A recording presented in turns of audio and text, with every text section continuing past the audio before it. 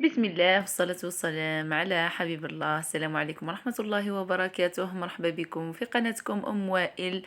نرحب بالمشتركين تاعي اللي دخلوا جدد ونقول لكم كامل المشتركين الجدد والقدم نقول لكم متأسفة على هذا الانقطاع، وإن شاء الله يكون انقطاع فيه خير بإذن الله. نروحوا اليوم نشوفوا مع بعضنا المحاجب حارين سخونين كما راكم تشوفوا راهم يفوروا. بسم الله وعلى بركة الله. بطريقة العمل، هنايا في جفنة حطيت السميد كما راكم تشوفوا، خيرت النوعية الممتازة وحطيت معاه ملحت كيما نملحو يعني كسرة او يعني شي اللي نخدموه. حطيت يعني دوبول تاع سميد. انا خيرت هنايا سميد يكون رطب، لازم يكون سميد رطب خاطر راح ندير المحاجب غير بالسميد ما فيش الفارينه.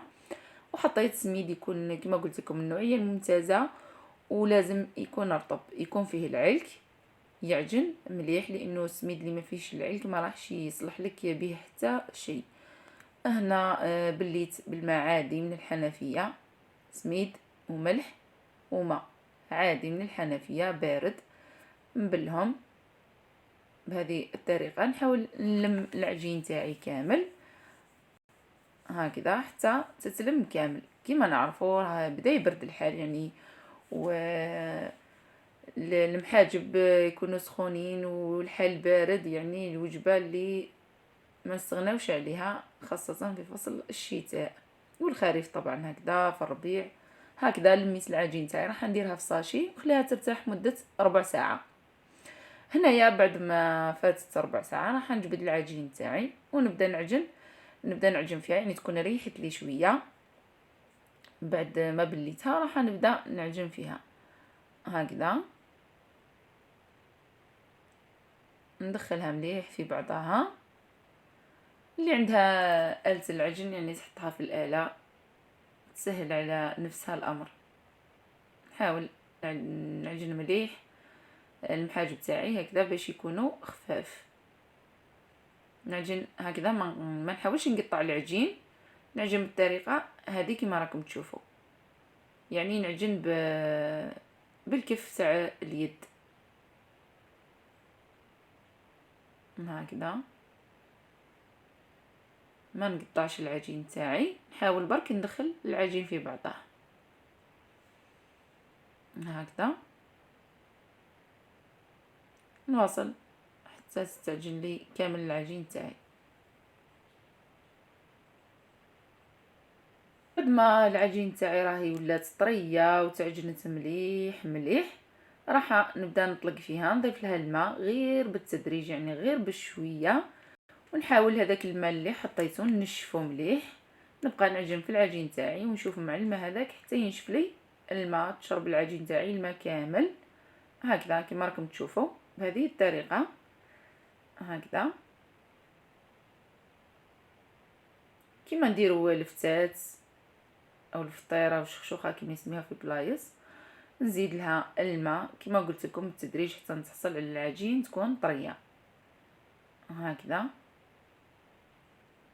يعني لاباط اللي راني حابتها تكون كيما لاباط تاع البيتزا، تتكسل يعني تقدري تتحكمي فيها، تقدري تشكليها طبعا لانه راح نكسلوها هكذا. نبقى نزيد في الماء حتى نتحصل على العجينه المطلوبه. هذا هو القوام تاع العجين تاعي، خلصت. هنايا شوفوا كيفاه العجينه تاعي راهي طريه، ها هي شوفوا كيف نقدر نكسلها بسهوله يعني ببساطه هكذا، ما تخليهاش تسلك بزاف. المهم تبدا تتلصق في اليد، تحبسي لها الماء. هنا جبت صينيه دهنتها بالزيت هكذا، ورايحه نشكل كريات ونحطهم في هذيك الصينيه هكذا. يعني الكريات الحجم تاعها كما تبغي نتيا، تحبين المحاجب تاعك يجيو كبار او تحبيهم يجيو متوسطين كما بغيتي المحاجب تاعك تشكلي الكريه. هنايا جبت لكم صينيه باش تشوفوا يعني ما راحش نلصق هذوك الكريات مع بعضهم، لانهم راح ترتاح العجين تاعي وراح يطلقوا رواحهم ويتلاصقوا مع بعض. من الاحسن تبعديهم شويه هكذا. هذه هي الطريقه تاع تشكيل الكريه هكذا. نشكل يعني الكريه تاعنا بسهوله نكمل كامل العجين تاعي هكذا هكذا الوحده تلو الاخرى حتى نشكل كامل العجين تاعي. يعني راح تكون العجين سهله بعد ما تكون ديجا راهي طريه، تكون سهله للتشكيل. هنايا راح ندهن هذوك الكريات الوجه تاعهم بالزيت باش ما تديرليش هذيك الطبقه اللي تاع من فوق ما يقيسهمش الهواء. هكذا كامل راح نجيب كيس بلاستيكي ونغطيهم بالكيس ونخليهم يرتاحوا. يعني من الأحسن يرتاحوا ساعة فما فوق هكذا باش كي تجي تخدمي تلقاي الخدمة تاعك تجي مليحة. يعني الحاجب بتاعك يكونوا مرتاحين، كي تجي تكسلي العجينة تتكسلك بسهولة ما تقطعلكش. راح نكمل العجين هذه اللي بقات لي هكذا. ندهن طبعا بالزيت البلاصه باش كي نحطهم ما يلصقوش. هكذا كامل العجين تاعي. للصلصه لاصوص هنايا عندي البصل كما تشوفوا رحيتها في ربع، يعني تقطعيها صغيره قطع صغيره. زدت لها هنايا حوالي فنجان من الزيت. انا عندي هنايا 5 حبات بصل، درت لها فنجان زيت ونقليها مليح. ديال البصل تاعي راهي تتقلى، نحط فيها وريقه رند، عندي لي زيبيس، نحط الملح، ملعقه كبيره صغيره عفوا ملعقه صغيره فلفل عكري. اللي حبت تحط الحار ولا مش حار. حطيت نصف ملعقه فلفل اسود ونصف ملعقه كزبر. هكذا راح نحط الكل مع بعضه. هنايا اللي حبت تزيد الهريسه، انا ما راحش نزيد الهريسه. نخلط كلش مع بعضه كما راكم تشوفوا. هكذا راح نزيد فلفل، حبه فلفل حار، يعني اضافه هذه اللي حبت تزيدها، واللي حبت ما يجيوهاش حارين وما تقدرش تاكل الحار ما تزيدش الحار. كما قلت لكم اللي حبت تزيد الهريسه. خليهم يتقلاو. بعد ما شفت البصل تاعي راه تقلات مليح ونشف لي الماء تاع البصل هذيك، راح نزيد لها الطماطم. انا ما راحش نزيد الطماطم تاع العلبه يعني اللي نشريو، زدت الطماطم اللي كنت خدمتها معكم في القناه. راح نخلي الرابط تاعها اسفل الفيديو اللي حبت ترجع تشوفوا. وراح نزيد سنينه ثوم. بالنسبه للطماطم يعني ما كانش اروع من طماطم طبيعيه تخدميها وتخبيها في المنزل والوقت الحاجه، خاصه في الشتاء كي تعود غاليه تجبدي ديري بها بيتزا او محاجب لولادك وانتهى السعاده يعني. صدقوني حاجه رائعه. كما قلت لكم زدتلها حوالي 3 سنات ثوم. نقلي كلش مع بعضه.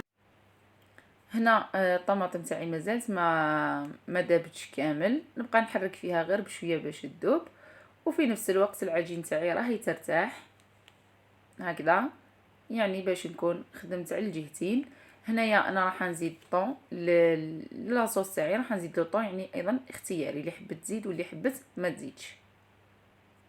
بعد ما جهزنا لاصوص تاعنا راهي جاهزه كما راكم تشوفوا. هذا هو القوام تاعها هكذا راح تكون. يعني ما راحش نعاود نرحيها، راح نخليها بهذا الشكل. راح نزيد لها علبه، قسمت يعني هذيك لاصوص على 2، وراح نزيد هنايا في هذا القسم علبه من الطون. نحركها مليح في هذيك لاصوص باش تدخل لي مليح في لاصوص هكذا تنسجم كامل مع بعضها. هنايا اللي ما حبتش يعني تزيد الطون ماشي مشكل، انا ولادي يحبوا طعم تاع الطون في المحاجب. ونبداو نخدموا المحاجب تاعنا، ندهنوا طاوله العمل بالزيت هكذا باش ما يلصقوناش، ونحطوا نجيبوا العجين نبداو نخدموا. نكون حطيت الطاجين تاعي يسخن او مقلاة، يعني كاين بزاف اللي يحطوها يطيبوا المحاجب في المقلاة هكذا.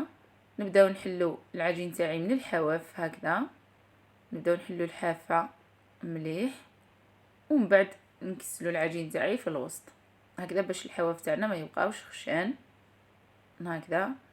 نحاول نكسل كما قلت لكم العجين تاعك قد ما ترتاح لك تلقيها سهله في الخدمه. نطبق الحافه هذه ورايحه نبدا نحط في لاصوص تاعي. هنا لاصوص لازم تكون بارده هكذا باش ما تفسدلناش العجين، باش ما تقطعش العجين تاعك. نغطي من الحافتين هادو، ورايحه نزيد نغطي من الحافه هكذا، نعدل لها الاطراف وب للطاجين. نزيد وحده هكذا. كما قلت لكم دائما العمل يكون بالزيت. انا هنا راني نطيب ونخدم في هذه، يعني كي تلقاوني غبت شويه انا رحت نقلب المحجوبه اللي حطيتها في الطاجين. هنا كما قلت لكم نبداو بالحواف مليح، نكسلوهم مليح، نطرحوهم باش ما يبقاوش خشان، ونوليو نكسلو الوسط. يعني تهزي الحاشيه وتجبديها هكا باش يتكسلك الوسط. نعاودو نشوفوا الاطراف يعني هكذا اللي يكونوا شويه خشان نهبطوهم ونطبقوا هذه الحاشيه ونوليو نحطوا لاصوص. نحاول نحط لاصوص على شكل مربع هكذا باش المحجوبه تاعنا تكون تاخذ يعني الشكل المربع هكذا بهذا الشكل. صدقوني يعني قد ما تحوسي في المحلات ما راحش تلقاي المحاجب كيما تاع المنزل وكيما صنع ايدك هكذا. هكذا نحلو الاطراف مليح، نكسلها في الوسط هكذا. يعني كما راكم تشوفوا راهي عندها سمك واحد، كامل القرصه عندها سمك واحد بعد ما نكون كسلتها هكذا. نغطي الاطراف ونزيد نطبق هذيك الحاشيه اللي تقعد لي، نحاول نعدلها من فوق، ندهنها شويه بزيت من فوق ونهزها للطاجين فقط. يعني شوفوا الطريقه كيفاش نهزها. انا نهزها من الجهه اللي من فوق على خاطر تكون مفتوحه هكذا باش ما يسيحش، نتفادى تسيح لي لاصوص، وفي نفس الوقت نحافظ على الفورم تاع المربع تاعي هكذا كما قلت لكم. يعني الا لقيتيها تقطعت لك شويه ماشي مشكل هكذا. نحط لاصوص كامل في المربع ونحاول هنا نفتح الحاشيه. دائما تحاولي تفتحي الحاشيه اللي تلقاها شويه خشينه هكذا، شويه زيت ولا الطاجين.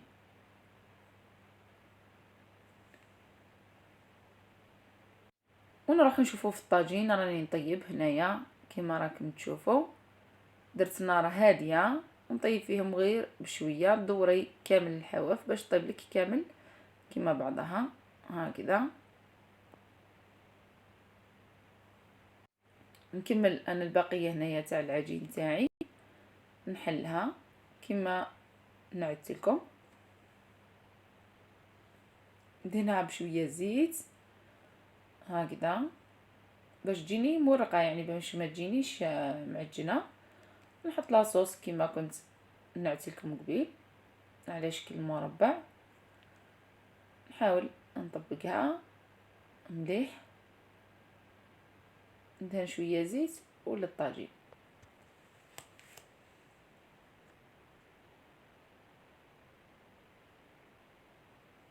هكذا كما راكم تشوفوا. يعني طريقه سهله وبسيطه جدا، فقط خلي العجين تاعك ترتاح.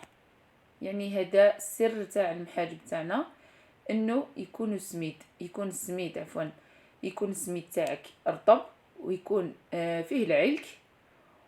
وثاني حاجه انه تخلي العجينه تاعك ترتاح. قد ما ترتاح العجين تاعك تكون العمليه سهله جدا وما يتعبوكش. كما قلت لكم كي تهزيهم هزيهم من الفوق. هنايا المحاجب تاعنا راهم جاهزين كما راكم تشوفوا، سخونين وحارين بنان خفاف رايعين. العجين جات خفيفه مع كويسجي هكذا ولا اروع. يعني ما كانش حاجه كيما هك في المحلات، مستحيل.